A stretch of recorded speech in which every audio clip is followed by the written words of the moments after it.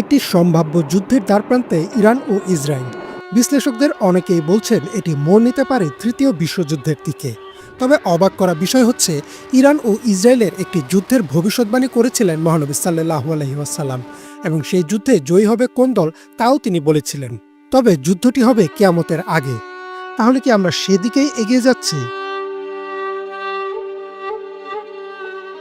মহানবী সাল্লাল্লাহু আলাইহি ওয়াসাল্লাম বলেন, খোরাসান থেকে একটি সেনাবাহিনী কালো পতাকা বহন করে আসবে।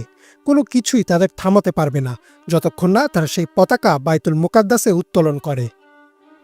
হাদিসটিতে দুইটি গুরুত্বপূর্ণ বিষয় রয়েছে। প্রথমটি হচ্ছে, মহানবী সাল্লাল্লাহু আলাইহি ওয়াসাল্লাম বলেন, কালো পতাকাধারী একদল সৈন্য আরবের পূর্ব দিক অর্থাৎ খোরাসান থেকে আসবে।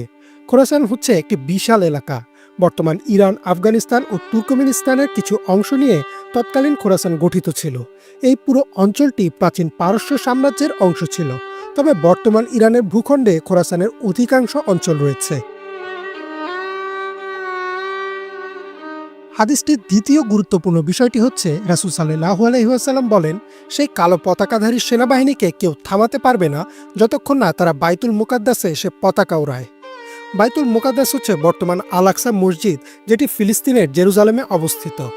হাদিসটির ব্যাখ্যা অনুযায়ী খোরাসানের সেই বাহিনী আল আকসা বিজয় করবে এবং সেখানে কালো পতাকা উত্তোলন করবে। অর্থাৎ এই ঘটনার আগ পর্যন্ত আল আকসার দখল মুসলিমদের হাতে থাকবে না।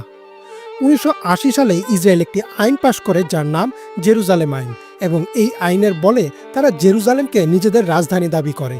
যদিও জাতিসংঘ সিকিউরিটি কাউন্সিল এই দাবিকে নাকচ করেছে, কিন্তু তবুও অনানুষ্ঠানিকভাবে এখনও জেরুজালেম ও আল আকসার নিয়ন্ত্রণ দখলদার ইসরায়েলের কাছেই রয়েছে। অর্থাৎ খোরাসানের কালো পতাকাধারী বাহিনী হয়তো ইসরায়েলের বিরুদ্ধে যুদ্ধ করে আল আকসা বিজয় করবে। একই বিষয়ে রাসূল সাল্লাল্লাহু আলাইহি ওয়াসাল্লামের আরও একটি হাদিস রয়েছে। তিনি বলেন, তোমরা যখন খোরাসান থেকে আসা কালো পতাকা দেখতে পাবে তখন তাদের কাছে চলে যেও, কারণ তাদের মধ্যেই আছে আল্লাহর খলিফা ইমাম মাহদী। আগের হাদিসটির সাথে এই হাদিসটির সমন্বয় করে মুসলিম আলেমদের অধিকাংশই এই মতবাদ দিয়েছেন যে, যেহেতু খোরাসানের সেনাবাহিনীর সাথে ইমাম মাহদী থাকবেন, তার মানে ঘটনাটি ঘটবে কিয়ামতের প্রধান আলামতগুলো প্রকাশ পাওয়ার আগে। পাশাপাশি বলা হয়, এই যুদ্ধই হবে হাদিসে বর্ণিত আল মালহামা বা মানব ইতিহাসের সবচেয়ে ভয়াবহ যুদ্ধ। আর এই যুদ্ধের মাধ্যমেই ইমাম মাহদীর নেতৃত্বে বিশ্বে আবারও ইসলামিক খিলাফাত প্রতিষ্ঠিত হবে। গত 13 জুন অপারেশন রাইজিং লায়ন নামে ইরানের বিরুদ্ধে সামরিক অভিযান শুরু করে ইসরায়েল।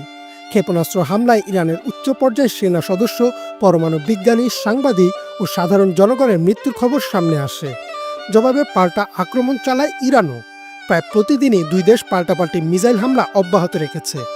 এমন অবস্থায় হাদিসের আলোকে অনেকেই প্রশ্ন তুলেছেন, তাহলে কি শুরু হয়ে গেছে পৃথিবীর শেষ অধ্যায়? এর উত্তর আল্লাহ ভালো জানেন। ইমরান মাহমুদ, বাংলা ভিশন।